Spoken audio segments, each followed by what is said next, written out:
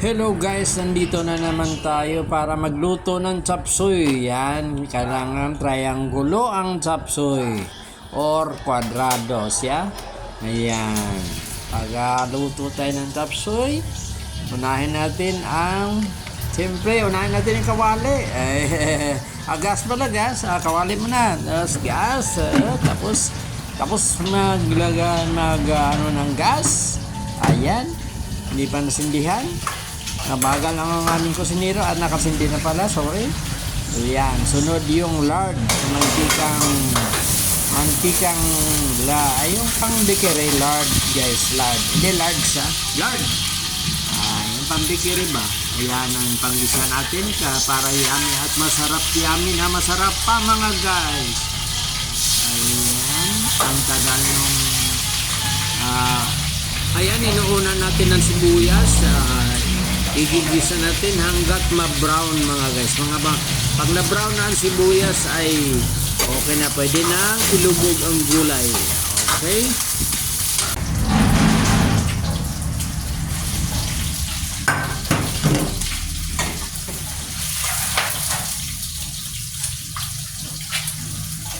Lagyan mo pa ng dahon.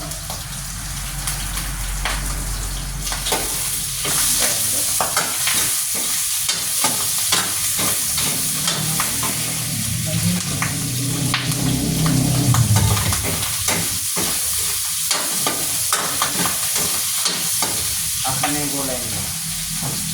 Kapok lang yung ano ko. Pakita mo. Kamera. Pakita mo sa kamera.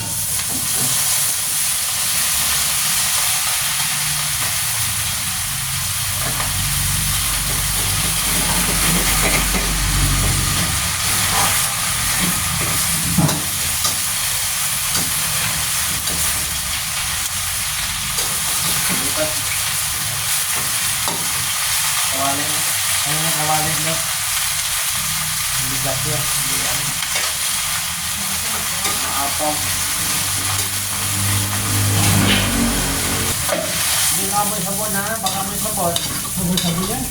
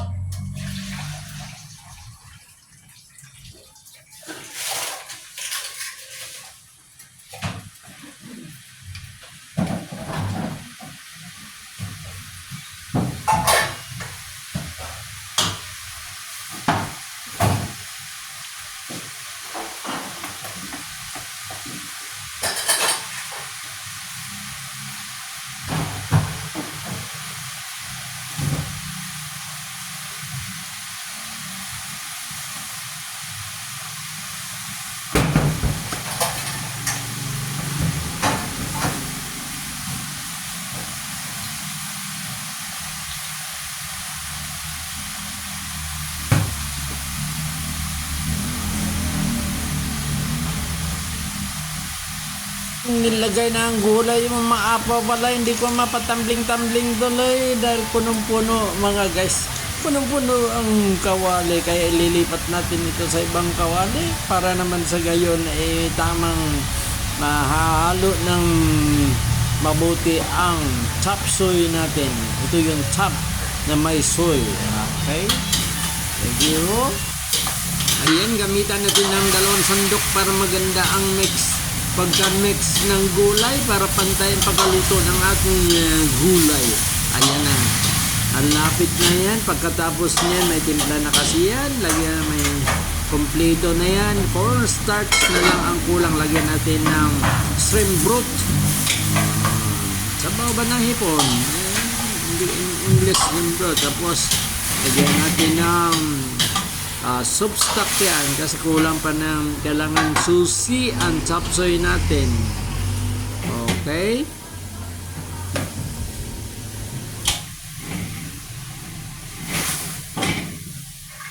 inattempt kong ipatambling pero mabigat pala. Ayan, wala tuloy akong ipakita sa inyo na trick ba. Okay, yan na, inalo na.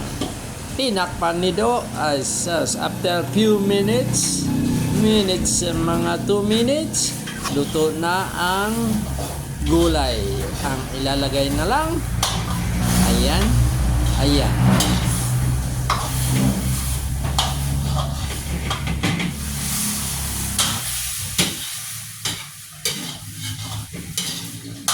Yan guys, ang sekreto na kung paano masarap ang luto, yung mga natutong sa gilid guys, yan ang pampasarap.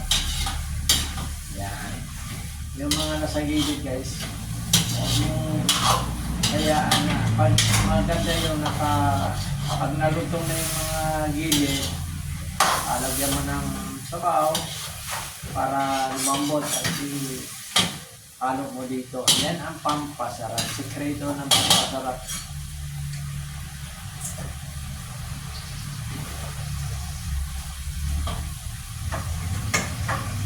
Yan. Patapos na. Lagyan natin ng cornstarch.